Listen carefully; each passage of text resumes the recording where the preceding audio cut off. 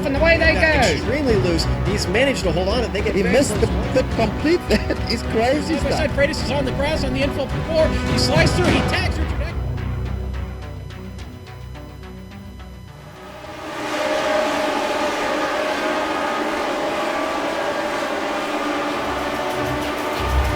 And good evening, race fans, and welcome to the Global Sim Racing Channel's broadcast of Round 12 of the Lionheart Retro Series. Tonight's race will feature iRacing's classic Lotus 79 on an oval with 2 totally different ends. We're going for 150 miles around Gateway Motorsports Park in the Infinite 150 presented by the Infinite Racing Group. Hello, I'm Adam Young, and with me tonight in the booth is Tanner Sharp. In the director's chair, Mr. Joe Peak, and he'll be featuring the wonderful cameras of Dougie Beard. Good evening to you, Tanner, and welcome to Madison, Illinois. The Gateway Oval is one of the tracks that was built during the oval track boom of the mid-90s and has a little bit of everything. Tell us a little bit more about this track that sits in the shadow of St. Louis. Good evening to you, Adam, and yes, it does. This is a very unique racetrack as far as the oval standpoints go on iRacing. The Gateway is a 1.2 mile racetrack, and it has a little bit of everything like you said. Turns 1 and 2 has about 11 degrees of banking, very similar to the New Hampshire Motor Speedway, while turns 3 and 4 has 9 degrees of banking, which is very similar to the Phoenix International Raceway. The track shape is pretty much just like laid out as the legendary Darlington Raceway. So these guys will have to switch up their line as the race goes on, but I tell you what, to get an idea how to get around this 1.25 mile racetrack in Gateway, let's hop on board on these Lotus 79s on the GSRC. Hello everyone and welcome to the Global Sim Racing Channel. I'm Brian Yazek, taking you for a spin around the Gateway Motorsports Park in the classic Lotus 79. So without further ado, here we go. Getting it wound up off of turn 4. This is where all the speed is going to be made at Gateway off of the corners, and I'll tell you how here in a second. Down the start-finish line to start your hot lap. Drive it down right about until that caution light on the wall. A little bit on the brakes. Downshift it, grab 4th, and then cut to the bottom and try to drive off this corner as straight as possible, because you're going to be able to carry the most speed that you can off of that corner. Really going to set you up good in a draft coming in here to turn 3 where you can potentially make a move. Turn 3, you're not getting down into 4th gear. You're just kind of going about half throttle until about the apex of the corner and then back on it. Swinging it out here wide to the wall. Down the front stretch once again. Off into turn 1, once again looking for that mark on the wall. Getting on the brakes just a hair just to set the nose. Down into 4th gear, down to the bottom, straight off of the corner.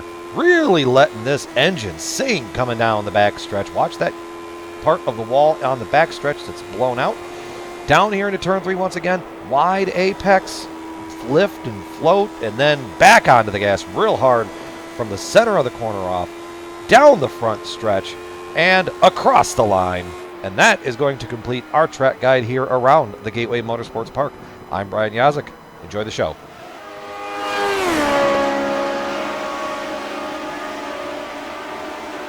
And there you go, just a little bit of a preview of what's going on tonight, a preview going on the racetrack right now with those guys having a little bit of what they call a pit party, where all the guys get out there and try to practice together, feel like what things are in a pack. Now, the last time Lionheart as a whole, all the series, raced here was just last season, and that was, of course, in the IndyCar series, which you can find right here on GSRC. Ryan Otis took home the pole in that race and finished 3rd. Look for him to be pretty strong tonight, as he'll also be trying to make up ground for missing last week at Laguna Seca. Now, the old kart retro series, remember that was the precursor to this series before it kind of got brought into the Lionheart fold, they raced back here in 2015, but the only active driver to run that race was none other than league organizer George Inzaldo. And looking here, and if I'm not mistaken, I don't see him. Oh, no, okay, there he is. He's actually sitting 20th on the grid right now. There he is on the screen, too. So he was the only guy to run that race back in 2015 that is here tonight. So, once again, most of the guys, just like Laguna Seca last week, this will be the first time they're turning competitive laps in the Lotus 79 at this racetrack. Now, we've also had 6 oval races here so far this season with 5 different winners. Could we see winner number 6 tonight? They'll have a tough track to contend with. Tanner, walk us through the race details. Yeah, absolutely. Like you said, tough track to contend with. We are on round 12 of 18 here in the Lionheart Retro Series. 120 laps. That means 150 miles these guys are going to have to take tonight. The maximum fuel stint's going to be approximately 50 laps. There is an incident cap limit here, folks. So if you touch the grass, make a car contact with anybody else, or even hit the wall, it does count against you. And an 8X is minus 3 points, and a 12X is a disqualification. The weather tonight shouldn't be too much of a factor. 78 degrees is the air temperature, and the track temperature is 78 degrees, matching the air temperature, and the wind is coming from the north at 2 miles an hour. All right, so with that, after missing last week, like we mentioned, Ryan Otis missed last week. Jason Galvin also missed last week, and both those guys are going to be fighting to make up some ground. Now, these standings that we're about to show you do factor in the 2 drop weeks that these guys get already. So things can fluctuate a little bit, and as I said, I know old Soup's on here on GSRC likes to do his points in the bucket or whatever, but I'm not so good at math as he is, so just got to use your imagination a little bit. But Ryan Otis is the only one in the top 5 with no drops left. So any future missed races really are going to hurt him the most. Jake Wright will be looking at expanding his points lead, and coincidentally, Jake also leads the cleanest driver standings right now in a tie with our very own Samuel Ryman, who sits overall 7th on the standings, just outside the top 5 here, and has just been on a tear as of late. So that'll be definitely something to watch here for tonight. Now, there's also a team championship, and so let's go ahead and take a look at that. And Jake Wright also carrying No Name Racing, who extended their lead last time out. Now, I put the arrows on here because I really want to point out that the team on the move with Dustin Wardlow continues to be Dragonfly Racing with some just very solid finishes, including that win way back in Indianapolis. They lost a little bit of ground to the overall leader right now, No Name Racing, but they were able to leapfrog AGR Motorsports and get into that second position. It's hard to believe that just a few races ago they were 5th on this leaderboard, and they have just started to fly. I guess kind of fitting with the Dragonfly name. And of course, this series does issue bonus points for winning the pole, leading a lap, leading the most laps, and running an incident-free race. So Tanner, as we start getting into the 2/3 mark of the season here, we're getting a good idea of who has the momentum, who's losing it, and who your movers and shakers might be on the variety of racetracks this series brings. As we return to oval racing tonight, what will these guys need to do? Now, hold on. My crystal ball tells me you might mention something about pit stops tonight. Yeah, absolutely. And this is a very unique pit. If you're going to pit here at Gateway, it's very unique because you have to use the pathways, and if you go through too quick on them pathways, you can wash up into the grass area, and that can cost you a lot of time. Just even if you get before you get the pit road, but if you can master that, then you got to try not to overdrive your pit box because these brakes can be very sensitive and you can slide right through. But you just don't want to carry too much speed exiting the pits and along that pathway because a lot of drivers can spin out there. We've seen it happen on multiple occasions, not just in the practice session tonight, but other series as well. So that's something you want to keep an eye on tonight. And my second overall to watch out for tonight is you got turns 1 and 2 is going to be completely different than 3 and 4.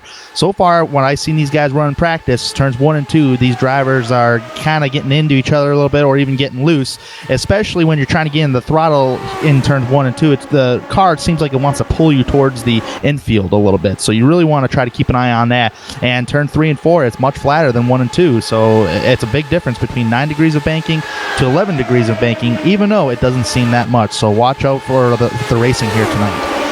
All right, and let me add one thing to that there, Tanner, is that pit stops, you mentioned on the pit graphic that we think the maximum fuel stint that these guys can go is about 50 laps. Now, one thing that we'll definitely be watching is because that's the maximum fuel stint, and you might have to have a few things go your way in order to get to that 50 laps. And I think if you end up running all alone, you might not be able to make it. So one of the things that these guys are going to be watching out for tonight, maybe a little bit of pit strategy. Am I going to try to go for a 2-stop race? Or am I going to try to go for a 3-stop race? Yeah, so a little bit of old school Formula One thinking might be in need for tonight as far as trying to get through. As these guys here begin the qualifying session, just to kind of give you a little sneak peek about what we might see here in qualifying. Your, I guess, winner of practice was Ron Hacker with a 28.54. Scott Johnson is behind him, Dustin Wardlow, Christopher, and then Ryan Otis in 5th position in practice. So we'll see what kind of speeds these guys can lie down. But you see Ron Hacker already on the racetrack in that blue and yellow Lotus 79 machine, so it'll be very interesting to see what he can do. These guys get 2 laps for qualifying, and of course it's oval racing, so we're going to do that all by their lonesome out here. And already see that speeds are beginning to pick up here. Now, Tanner, as far as what you've been seeing in practice and everything else, talking with Sam and Ryman earlier, what do you think, what's your thoughts on the whole pit stop strategy? You think you're going to have a bunch of guys try for 2 or a bunch of guys try for 3? Man, that's a real tough call, because if I was a driver in this race and I'm seeing all these guys taking the hot spot action on spinning out off of turn 2, I'm just curious where the cautions are going to lie, because at this drop of the green flag, I'm already thinking about track position there, Adams, and that's going to be really key tonight, is who's going to have the track position before they get to that checkered flag, and I'm talking who's going to have that track position with at least 10 laps to go in this race. So it depends on how the race is going to really fall tonight. That's the best way to really look at it as a driver. All right, so we might be setting up for one of those survival type nights. Right now, Ryan Otis on the early provisional pole with the 28.7. Just unseated Jake Wright. You saw that happen live there on your screen. And Ryan Otis, I think I believe that was his second lap there that he was just finishing. So Ron Hacker now moves up to second on your leaderboard. That's only with a time that's actually only 0.06 of a second there behind Ryan Otis. These guys are pretty close in speed tonight, aren't they, there, Tanner? Yeah, very close to speed, because I was looking at the speed charts earlier, and actually we were talking off air on how close the lap times are. At one point, the lap times were from first place to 20th were only separated by 0.2. That is very close for the top 20 guys. And I'm looking at lap times right here, and yet again, the top 13 cars at the moment is only separated by 0.2. So, this is going to be a really competitive race, and everybody's driving the same setup, so there's obviously no cheating going on, which is really going to make a competitive race, and I'm really looking forward to this oval race here at Gateway. Well, I am too, and we got about 2 minutes here before we start seeing these guys grid up. You see Scott Bolster there on your screen running that 19. Now, I believe, Tanner, you had an interesting story about how Scott got that paint scheme there last week. Why don't you retell it here? Which paint scheme was that again? The Skull Machine. Oh, man, that's the old NASCAR Skull Machine right there. even though we're watching retro Lionheart here, but, man, that's a Harry Gant scheme from back in the heyday. I think it was, wasn't it? Or who was that? Scott Bolster talking about like his dad. It was like his favorite scheme, and that's why he kind of carried it over to the retro IndyCar. I think that was the deal there. I see him pull off now. Joe Branch unseated Ryan Otis just a second ago for your provisional poll, now to 28.701 on the leaderboard. And see what Scott Johnson here, if he's able to get up into the top 10 and show up. Definitely seems like these guys' second laps are quite a bit quicker, Tanner, and he jumps up about 10 spots to 11th. Yeah, I don't know what it is. Sometimes in qualifying, you're just running much better lap times in qualification than what you're going to run in practice. I guess that just means you're out there by yourself, of course, so you have all that clean air to work with. So, that could be a big factor as well. But Joe Branch, so far on top of the board, he was 10th fastest on the speed charts. He's going to be one to watch. But I think the ones you documented earlier, Ryan Otis and Jake Wright, are the ones that are going to be watching tonight. And actually, I like Jake Wright. I don't know if he's driving the Menards paint tonight, but that was a pretty cool paint scheme. Oh, not Jake Wright. Who was that? Jason Galvin. Jason Galvin. Drives, yep. yeah. Yes. Wrong driver. Not Jake Wright. Excuse me, but Jason Galvin. That was probably one of my favorite paint schemes on here. Yeah, he normally drives the old Menards looking machine that it's kind of I think it's a cross tribute. I've never actually asked him. I should between Scott Brayton's old machine, who tragically lost his life in practice there in the '96 Indy 500 for practice for that race, and then it was also the same scheme that Tony Stewart I think started driving around that same time. So, all right, so these guys get ready to grid. We can go ahead and talk about your pole award tonight. Is for sure going to go to Ryan Otis. Oh, excuse me, Joe Branch. Took a second there to update. I thought Joe Branch took it over the 28.702, only 21 thousandths of a second behind him. This will be Ryan Otis. They'll share the front row. Back in row 2 is going to be Chris Stouffer and Ron Hacker. Ron Hacker showing some speed tonight. Jason Galvin back there in 5th position. David Altman in 6th. Jake C. Wright going to have to have a little bit of work tonight to get back up to the front of the pack. Brian Greenlee back there in row 4. Tony Schoen in 9th and Adam Blocker in 10th. Tanner? Yeah, outside the top 10, you got Scott Johnson starting on 11th. Bob Mikas in the 12th spot. Dustin Warlord, Dwar's Candy Machines, going to roll off 13th. Pierre Digel, Night and Day, 14th spot. Bart Workman, 15th. Peter Edwins in the 16th spot. League organizer George Anzaldo, 17th. Chris Lalani in the 18th spot tonight. Travis Jageliner, 19th. And rounding out that top 20 is Scott Bolster. Yeah, Travis Egerliner way back there in the field. He'll definitely have his work cut out for him, sitting 5th in points right now. Big Joe Hassert in 21st position in row 11. Ed Tutwiler in 22nd. Frank Beezer in 23rd. Alongside him will be Robert Bluen. Matthew Mercer starting in 25th. Vincent Blumenthal in 26th position. And our very own Sammy Raymond, who's been on a hot streak as of late. He's a little bit worried about that tonight, and I don't think he minds me telling you that. I think he might be starting in the back, maybe to avoid a little bit here at the start of the race. And alongside him will be Patrick Taylor. Let me verify Patrick is indeed still in the session. Indeed he is. So that'll make up your field here tonight. 14 rows of Lotus 79 machines ready to go here at Gateway for tonight. We're just waiting on them to roll, and they should be getting it going here any second. Now, Tanner, it'll be one pace lap here, of course, starting at the start-finish line, so we got a few minutes. Early on in the race, how bad is just simple survival? Or how much do you think simple survival is going to play a role in here tonight? Well, that's a very good question, and I think if you're a driver like Samuel Reinman, Patrick Taylor, Vincent Blumenthal, all them guys in the back of the pack, just try to see what's going to happen down in the first corner of turns 1 and 2. Take it a few laps, and all of a sudden, but I would try to stick with these guys too. But if you see smoke, you better get on the binders, because you can easily slide into it. So just try to be patient here. It's only 120 laps. We have that fuel stint, approximately 50 laps, if we stay green flag racing. Okay, so right now I think we got 2 onboard, sponsored onboards here tonight to show you. Jake Wright going to be showing on the Retro Series, Kart Retro Series, the old school Kart Retro Series, still being represented out there. He'll be represented with an onboard camera here for tonight. And right in front of him, Jason Galvin in that Menards paint scheme. Well, he's going to be carrying the Alaska Plastic Dip Garage scheme here for today. And you're going to see that pace car pull off. We are getting ready to go green. Green flag is out. Green lights are on all across the racetrack. We are away for the Infinite 150 here at Gateway Motorsports Park.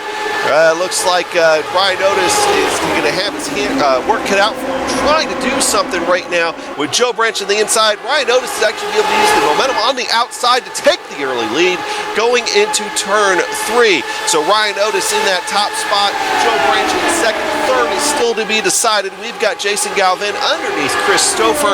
Will he be able to use a little bit of momentum there? That inside line right now doesn't actually seem to be too favored at the moment. That's 2 guys that have been able to hold their own on the outside, carrying around that momentum on the outside of the course. Tanner, I'm wondering how long that'll stick around, but you can see the ground that Chris Stouffer gains on Joe Branch there. Oh man, I thought Jason Galvin was thinking about going 3 wide. Indeed, he does try to go 3 wide here going into turn 3. Yeah, it's okay if you hit the rumble strips in 3 and 4. I just question that down turns 1 and 2. As right now, you have Ryan Otis up front. That first battle side by side for the second spot between Joe Branch on that higher line and Chris Stouffer on the bottom side. Now, it looks like with the banking of turns 1 and 2, that's 11 degrees of banking, folks. Looks like it's holding up that outside line fairly well here. Let's see what Stouffer can do down in turn number 3 and 4. Can he keep it up that high line, or is Joe Branch going to pull away? I believe he's going to pull away here. Yeah, finally he's starting to try to separate himself a little bit, but Christopher having a little bit of power early, so he's definitely going to be a guy that we're going to have to watch out for, I think, possibly as this race goes along. But Jason Galvin brought up earlier, Jason's trying to make up a little bit of lost ground for having missed. Trouble on the back straightaway. Yep, trouble on the back straightaway. I believe that's Bart Workman. No yellow on the speedway. He was able to stay outside the line, trying to see if he ended up hitting anything, but I think that was Big Joe Hazard. The inside wall a little bit there. Yeah, but I believe that was a three-wide situation back here. Big Joe Hazard was kind of slicing and dicing through the middle there, and they made tire contact, which sent Workman right off the racetrack. Yeah, I'm not quite sure that Big Joe knew he was still there, and then, of course, contacts made. Bart Workman, an early victim here this evening at Gateway. Ryan Otis still out front. Behind him, though, the battle brewing for second, third, fourth, and fifth on the racetrack. We're going too wide. Joe Branch doing his best right now to hold off Christopher, but Christopher is giving him a heck of a challenge here very early on in that Adrenaline Motorsports machine. That is a beautiful black and white Lotus 79 there, continuing to fight out there right now. Oh, three wide. Yeah, look at Jason Galvin making his presence known, diving to the inside. He's going to try to go from fourth to second here. Is he able to get Joe Branch at the line? No, Joe Branch retains second position, at least at the line. Coming out of two might end up being a different story. Jason Galvin, I think he got a little loose there. I think he hit those rumble strips. Yeah, that upset the car drastically. And I tell you what, them rumble strips down turns 1 and 2, as I documented, are just not your friend. 3 and 4, it's okay. It's just two different corners of the racetrack. But I tell you what, the one that's laughing at these guys right here is the one that's out front, Ryan Otis, because he's pulled away from all this. Well, we knew that Ryan Otis was going to have some speed, and he's showing it. But we're going back on Adam Blocker. Adam Blocker right now doing his best to try to do something. Let's see, I think that's Tony Schoen in that orange car. Yes, it is. It's Tony Schoen. He's back up getting there. around him. Now Adam Blocker's going to have his sights set on Jake Wright.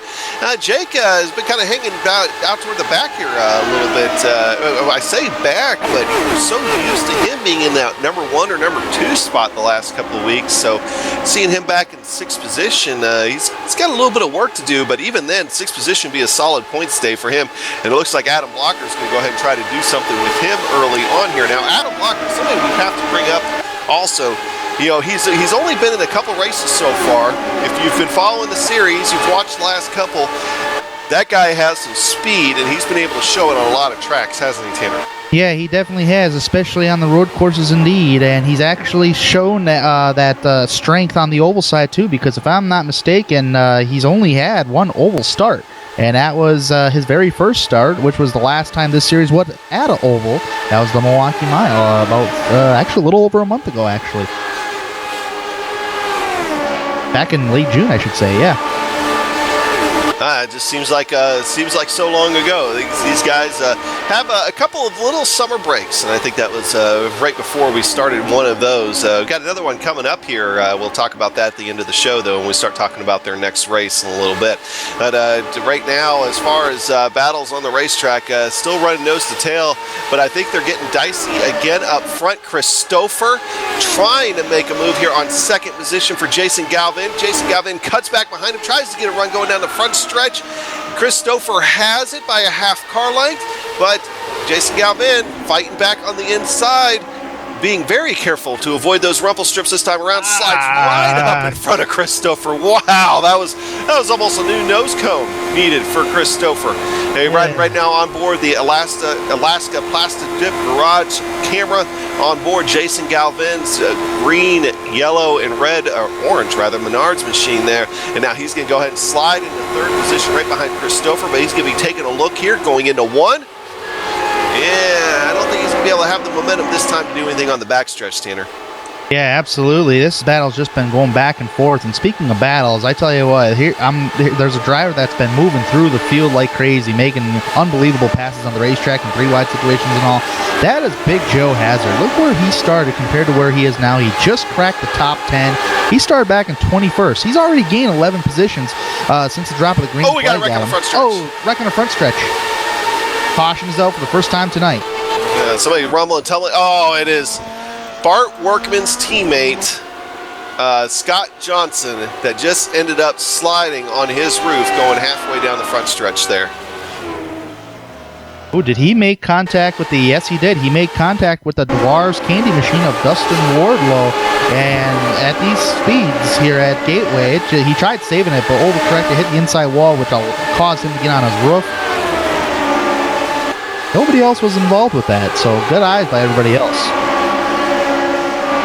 Yeah, with Dustin Wardlow. Yep. And Dustin Wardlow getting on the radio there and apologizing for it, of course. I just don't think he knew it was there, but a wild ride for Scott Johnson in that Skid Mark Motorsports machine. And there are some jokes to be made there that may not be appropriate for our age group here on GSRC, but yeah, that definitely was a tough break there for both the Skid Mark Motorsports machines to have run into early trouble here tonight at Gateway. So with that, I imagine we were able to crank through about 14 laps here. I imagine these guys will probably take advantage of some pit stops here. I guess we'll have to wait and see. Okay, pit road is open. These guys are going to stay out, I guess, and try to maintain track position and try to stick with either that 2 or 3 stop strategy. So we'll have a minute here. We do have a couple cars a lap down now with Scott Johnson and Bart Workman, and with that, we'll go ahead and take a quick break and be back here in a minute.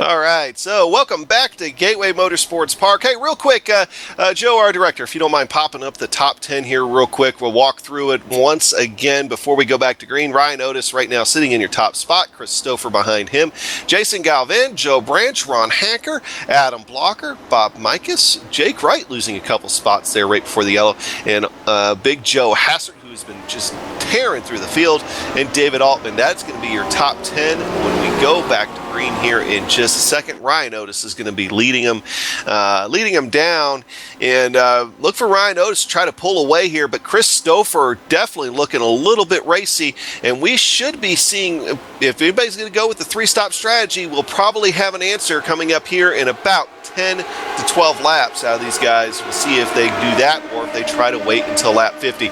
Right now, you already see Jason Galvin trying to make a move on Chris Stouffer for second position. Chris Stouffer going way high there, and that's going to allow Jason Galvin to be able to slide up in front of him. So Chris Stouffer now also in danger of losing the 3rd spot to Joe Branch, but Joe Branch actually gets held up just a little bit by the car of Jason Galvin. Chris Stouffer now back in his more preferred line, but in fact he gets a lot of momentum. Good run going down the front straightaway for Chris Stouffer. He's able to nose out in front of Jason Galvin going into turn 1. Jason Galvin has a good run. He's going to drift up the track right in front of Chris Stouffer. Ends up actually having to turn the wheel a little bit harder than what he wanted to. Loses a little bit of momentum, and Jason Galvin now having to fight for second position. Tanner? Yeah, that second position is going on, but right behind that second position battle, the Joe Branch, Adam Blocker, and Ron Hacker had a really pretty battle going on since the drop of the restart. Right now you can see Joe Branch trying to gain a little momentum here, trying to get back into that top spot, but he's got to get past 3 guys to do that. So Barr's just riding in line coming off turn number 2. Adam Blocker's actually having a very nice showing here. Qualified 10th, up there cracking the top 5 now. But otherwise, that second place battle is really kind of settling down a little bit. Not really seeing any kind of side-by-side battles on the racetrack at the moment. Pretty much everybody's single file. Well, you know, with that, just as we thought, Ryan Otis already checked out to about a 2.25 lead over your second position right now, Jason Galvin. So this is going to be one of those nights that we're going to have to probably force ourselves to talk about Ryan Otis, as he is just trying to set sail. He definitely has a Lotus 79 that is just hooked up to these race conditions. We'll see if that stays after everybody starts going through pit stops and everything else.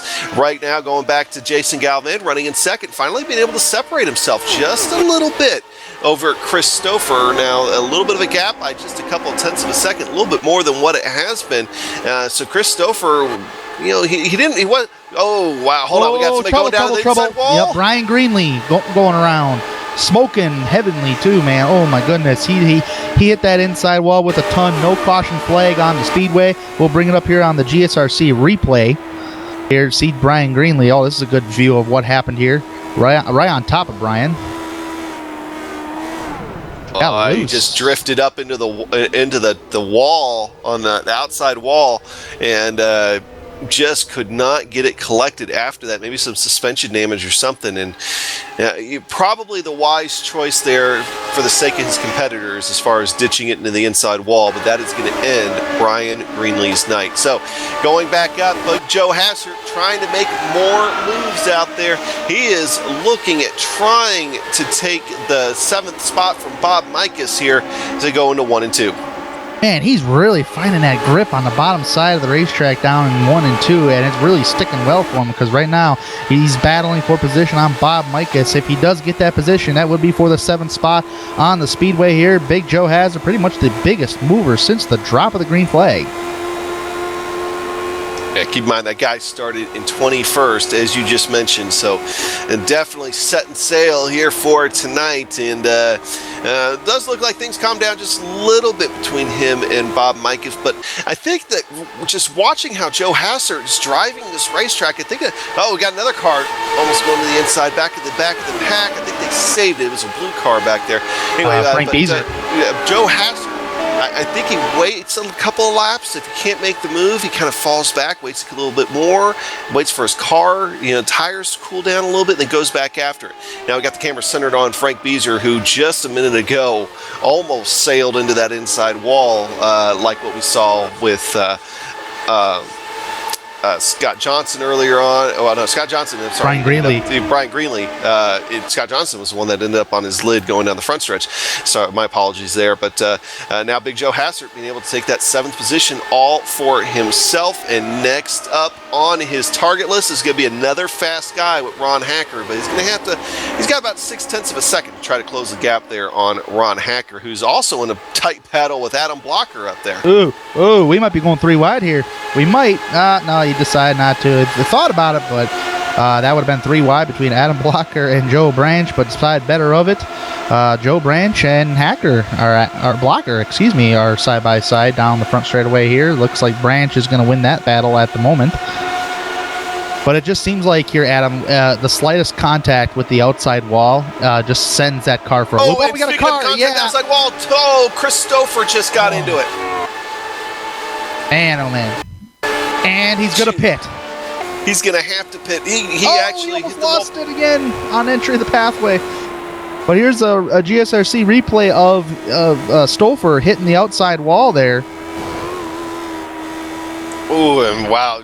We got to stick with him here as he starts going down pit entry. And that car right now is just a handful going down pit entry.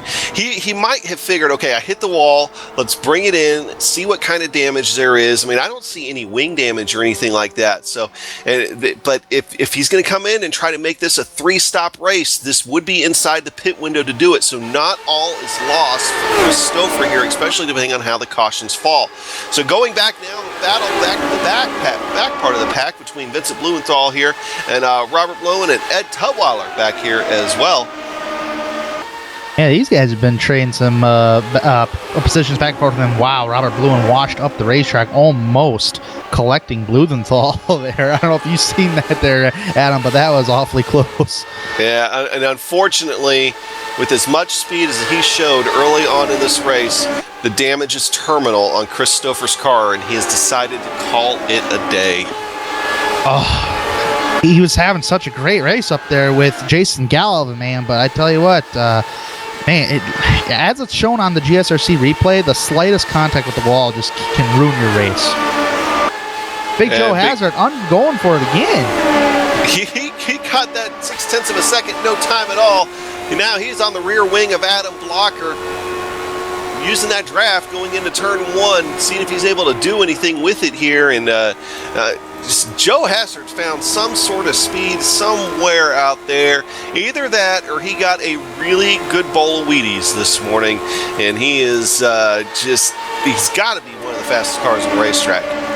Yeah, absolutely. And Big Joe Hassert has had a couple of dismal finishes in this series, actually both at the road courses of Mid-Ohio and Laguna Seca.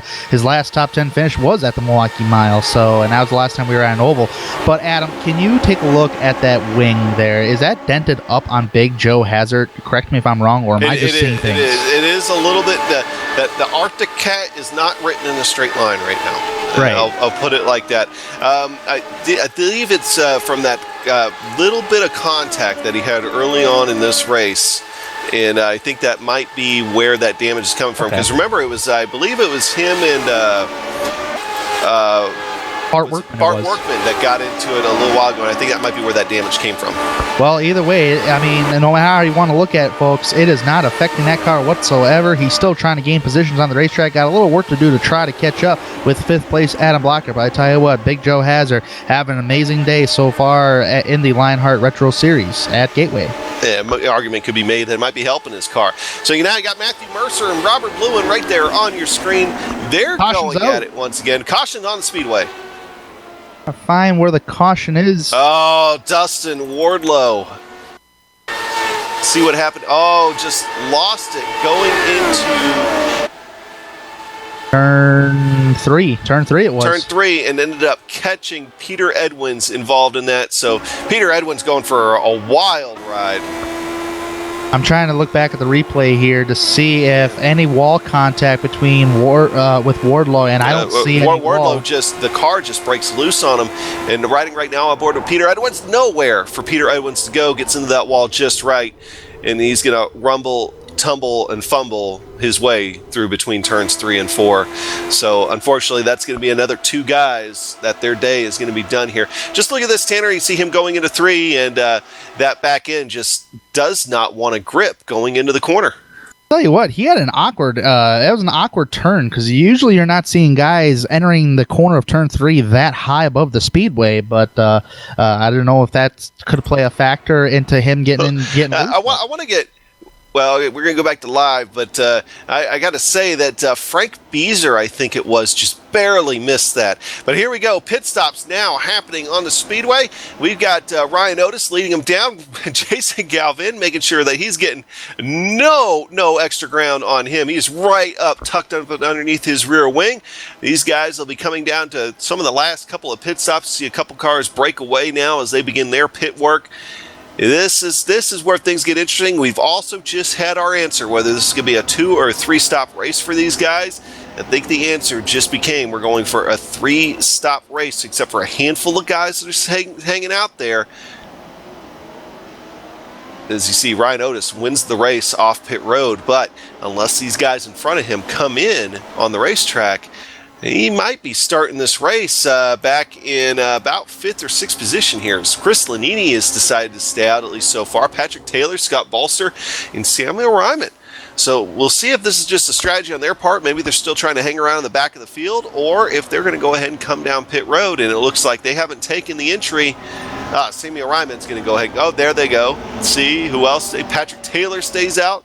Scott Bolster stays out. I was just gonna say if they would have all stayed out, those were the drivers that pitted under the first caution of the race. You know, Bart Workman's also out there. He's another car that you see in line, but he is, of course, 4 laps down after his problems earlier on in this race. So he is not actually on the lead lap and won't be counted. So at this point, Ryan Otis is sitting in 3rd. Chris Lanini now centered there on your screen. He's getting ready to come down come into his pit stall for service. So 3 stop strategy here. That at least answers that part of our questions from pre-race.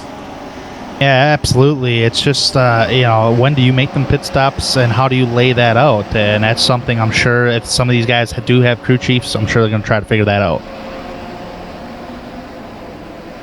Well, now since that strategy part is answered, now we can get focused back on the actual racing here. And I will say though that still something to be said though. There is 2 guys out there that might still be trying the 2-stop strategy. Of course, that being Patrick Taylor and Scott Bolster. And we were saying that they might need a little bit of help to get to that 50 lap mark. And now with this being our 2nd caution of the night, I think they've had that little bit. Oh, Patrick Taylor deciding, okay, no, I'm not going to try this. So he's coming down pit road, and that's going to put Scott Bolster in the top spot here when they cross the line. Yeah, Bolster says I'm going to try it. He's just trying something else. I mean, sometimes you got to just gamble on a couple things and see how it works out here. So, and I do believe, if I'm not mistaken, I can be wrong, we might get the 1-to-go signal this time by. Oh, wait. Excuse me. Waiting for the lights to go out on the pace car. They do indeed go out, so we'll be going back to racing here in just a few minutes. So that's going to put Scott Bolster in that top spot. He is going to have to hold off Ryan Otis, who has just shown tremendous speed here for tonight. But he's going to have the lapped car of Bart Workman between him and Ryan Otis. That might just give him a little bit to be able to at least pull away just a touch. Yeah, that most definitely, unless Bart Workman's just going to decide once he passes the start-finish line to let those leaders go by and just work on the inside. But, man, poor Bart Workman, man. I was just reading some of the chat here on our TeamSpeak here, but kind of funny. But, yeah, it's, man, we'll see how this is going to play out. Yeah, getting the comment that Scott Bolster staying out prevents Bart Workman from getting a lap back, but he's also 4 laps down, so Bart Workman needs quite a bit more help in order to be able to get back in the lead lap at some point. I think right now he's just picking off people. But there you go, Scott Bolster getting a great jump on the field, almost too good of a jump. Galvin. Jason Galvin gets a great jump on Ryan Otis. He's going to try to use Bart Workman here as a pick. What line will Bart Workman pick going into 1 and 2? He picks the low side. Ryan Otis is going to stay high. He's going to try to carry through the momentum. Almost looked like a little bit of contact there, but Ryan Otis now sitting in second. Scott Bolster really got a great jump on the field, and he is away, I think, right now by over a second over Ryan Otis. Yeah, that's realistically that's the first time someone has challenged Ryan Otis for any kind of position on track today. Jason Galvin really gave it his all, but that high line momentum off of turn 2 really gave Otis the momentum. But I think Otis is gonna try to get him back. But Scott Bolster, working with Clean Air, really doesn't have nothing to worry about so far because he's actually got a pretty decent gap over us here, Adam. Yeah, but that gap might disappear quick because Ryan Otis is now underneath that lap machine of Bart Workman. Bart Workman actually giving him a little bit of trouble as he's trying to maintain the high side, actually hurt Ryan Otis's momentum. We'll see what happens here going into 1 and 2, but now Jason Galvin being challenged for third by Joe Branch. Workman's in the wall. Yep. Yeah, Workman's got the call for hitting in now. Hitting in. Ooh, I think Ryan Otis' heart skipped a beat there. That happened right in front of him. Just a tick, but we got a really cool battle going on for the 5th spot. Big Joe Hazard, Jason Galvin, and Joe Branch. These 3 drivers were pretty much on top of each other. And right there you saw in the GSRC replay just how close Ryan Otis came to absolute disaster for the fastest car in this racetrack. And now that that's settled out, we'll have to see what happens. How fast is he going to be able to catch Scott Bolster? Now going back, you got Adam Blocker. Now underneath Bob Mike, Adam Blocker drifts a little bit high. He's able to keep the car off Bob Mikus. Bob Mikus, I think, very thankful for that at this point in the race. Yeah, but Adam Blocker is a car that is another one of those cars that it's usually fast, but he's just trying to find the speed here so far. And I've got to say, another guy that just cannot seem to find the speed tonight is got to be Jake Wright. Jake Wright outside the top 10 right now, your points leader, sitting in 11th position right now, a little bit further down the leaderboard than we'd like. Of course, Jake Wright carrying that Kart Retro Series onboard camera here for today. Of course, great Jimmy Eifling sponsoring this car and sponsoring the race. And there's Jimmy Eifling, great guy if you've ever had a chance to talk to him. And of course, he ran the predecessor to this series, the Kart Retro Series, for quite a while. It was a great series to run. I was able to actually participate in a race or two, so that just want to give him a quick shout out. Hopefully he's watching here tonight. So back up front, Scott Bolster holding down the top spot, but he is starting to feel the heat. Ryan Otis is back there, gaining ever so much, a little bit on him. He's been able to put 0.6 of a second on him the last couple laps. Going down that front straightaway, now that he's in the draft, actually chops down almost another 0.2 of a second just in that straightaway alone. So Scott Bolster hinging all his hopes right now on a strategy call to stay out. But he's got to be thinking that he's going to have to come in sometime. My guess is in the next 4 to 5 laps. So if you got to come in the next 4 to 5 laps there, Tanner, are you going to put up a big fight against Ryan Otis here if he gets alongside you? Oh, man, that's a very tough call to do. If I was Scott Bolster, probably not, because here he comes towards the inside right now in 3 and 4, not giving him a whole lot of room to work with down there. Pretty much had to back it off for the battle for the race lead up there. Scott Bolster gets a nice run off turn number 4, so it looks like Bolster's choice is to try to race Otis just a little bit here. But I tell you what, this is actually a good call because it's getting Bolster out there, it's getting him the lead laps, it's getting him the chance to be up front. So, and that was a good call to stay out there. And of course, as that's happening, that's allowing third place Joe Branch to kind of inch a little bit closer. And I think Ryan Otis at this point also knows the situation that Scott Bolster is in. He knows that he's going to, it's really close to that turn 4 wall, that he's going to have to be coming in here in the next lap or two. So if you're in Ryan Otis' shoes, why fight him too much at this point? Yeah, absolutely. And sometimes he just wants to get the lead because he likes to race, and sometimes drivers do that. But that's a very good question on your end there, Adam, and it's just a driver's preference.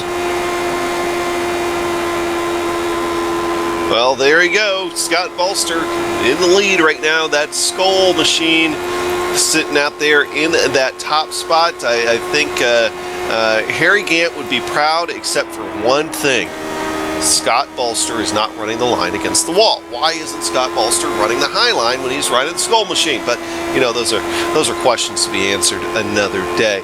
Right now, though, Ryan Otis, I think he's just sitting back there biding his time. As right now, Scott Bolster is working lap 51. He's on 51 out there. He is looking to try to do something as far as strategy here for tonight for sure, and maybe trying to surprise a lot of people. There's a driver that is like dropping out here. He was running in the top 10. Ron Hacker has totally disappeared. He was running solid in that top 10. He's just totally gone now. Oh, some network gremlins possibly affecting Ron Hacker, and of course, any sim racer will tell you that those network gremlins sometimes takes the place of mechanical failure on a car. So that'd be unfortunate for Ron Hacker if we don't see him reappear and get back in this race here anytime soon, as he definitely was showing some speed early on. Now, going back up to fourth and fifth position.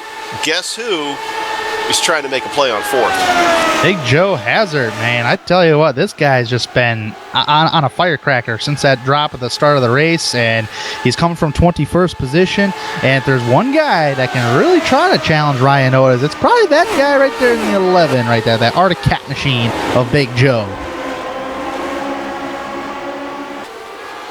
Well, we'll see. I'm looking at his lap time, see if he can get up there. He might have something for him.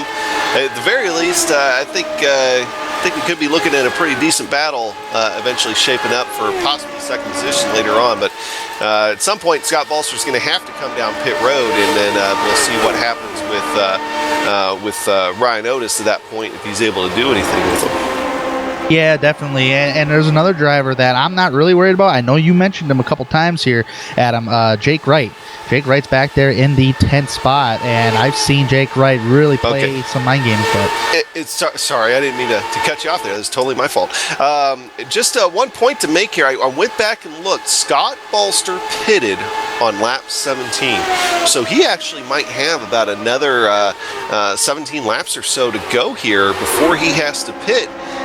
Still pretty interesting strategy call. So he pitted during the first caution, and so he might still have a little bit. That's why he is still out there. So my apologies for missing that earlier on, but he did indeed pit on lap 17. So that should mean he still might only be about 10 to 12 laps away from a pit stop here.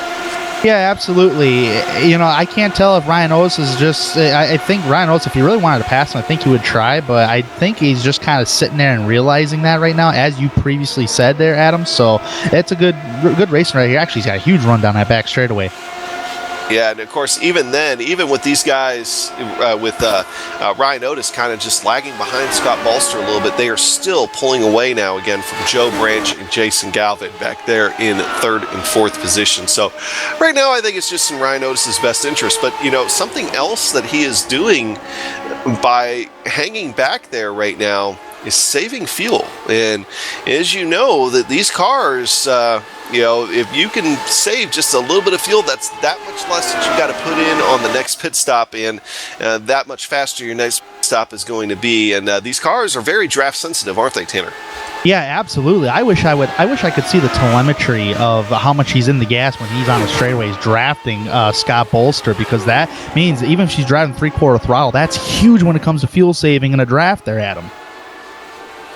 It certainly is. So let's go ahead and while we've got a second here before Scott Bolster pits, let's go ahead and work our way through the field while we got a second. So Scott Bolster up front right now, and he is he's doing pretty great. Up 19 positions, started this race in 20th spot, got up in the front by staying out on that last caution there. And of course, he did pit on lap 17, so he's got another pit stop at least here that we'll have to be watching out for in a little bit as we work lap 60. Behind him, perhaps the fastest car on the racetrack. You're going to see him try to make a move around Scott Bolster. You're talking about Ryan Otis retaking the lead. Scott Bolster is able to carry that momentum just a little bit, but those older tires on the outside, I thought he was going to lose it there for a second, but he's able to hang on. So Ryan Otis still sitting in second, and of course he started the day in second position on the outside of the front row. And of course, as soon as we start, caution on the speedway. Let's see what happens. Yeah, we got a wrecked car. Matthew Mercer down in 3 and 4. Matthew Mercer.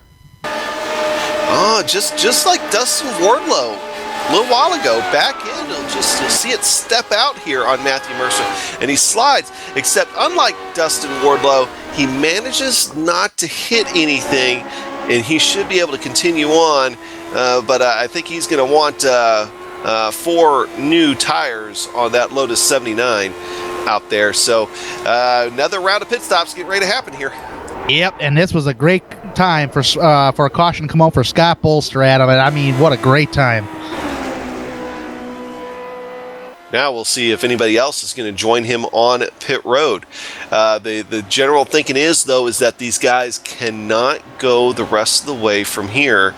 You see Scott Bolster will make that left turn.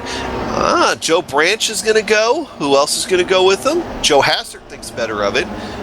I think that is Adam Blocker back there. So Adam Blocker, Joe Branch, and Scott Bolster all going to go ahead and come in here at this point. I was just about to say, that's a mixed field of cars coming in and out of pit road, but I tell you what, I'm only counting 4 guys hitting the pits right now, 5 guys, 6 guys. Some back of the pack guys are pretty much going down pit road, and why not? You're in the back of the pack, but about 4 guys up towards the top 10 are down pit road. And just to update our story from a few minutes ago, Ron Hacker did officially drop out of the session because of network connection issues. So it does look like his day may be done, which is tough as he had a really good day going out there. But now those 3 guys that made those pit stops pulling away, and I believe Joe Branch actually, I got to go back and look, but I think he just beat Scott Bolster off pit road. So we'll at least have a position swap from those guys, is they'll be looking to try to do something now, and the front runners, your Ryan Otis and your Jason Galvin and everything, will have to pit again here probably before too long. I think here in about 15 to 20 laps. Yeah, it was actually a pretty close decision on the exit of pit road, as you said there, Adam. Holy cow. I don't know if you took a look at it or not. Yeah, it was very close. You know what? And something else that happened while I didn't even realize it, but we're now past lap 60, so we are now past the halfway point of this race. So almost home. We're working our 3rd caution of the day here at Gateway Motorsports Park, and now starting to see people put their cards on the table as far as pit stop strategy and all the other things that could potentially affect the outcome of this race. Much like the season, we're getting a good idea right now of who's going to be a mover and who's going to be a shaker in this race. And right now, the biggest mover as far as just getting out there and working is Ryan Otis, who started second, now in first, but there is no match for him outside of maybe Big Joe Hassert, who is going to move up to 3rd here when we restart this race, and Jason Galvin, of course, right. So that's your top 3: Otis, Galvin, and Hassert in the top 3 position. Bob Mikas back there in 4th. Pierre Daigle making an appearance here in the top 10 in 5th position. Kind of a quiet day for Pierre. We haven't. I think it's the first time we've mentioned him today outside of the grid. David Altman in 6th. Jake Wright now in 7th position. George Anzaldo in 8th. And Travis Jagerliner starting in 9th position, and Vincent Blumenthal in 10th. So that'll be your top 10 when we hit the green flag in just a little bit.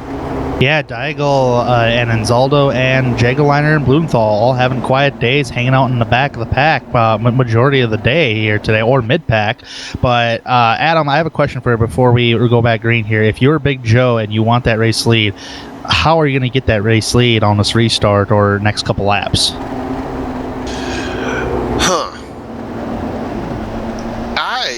I don't think that, quite honestly, I think Joe Hassert's best bet is not to do it on the racetrack.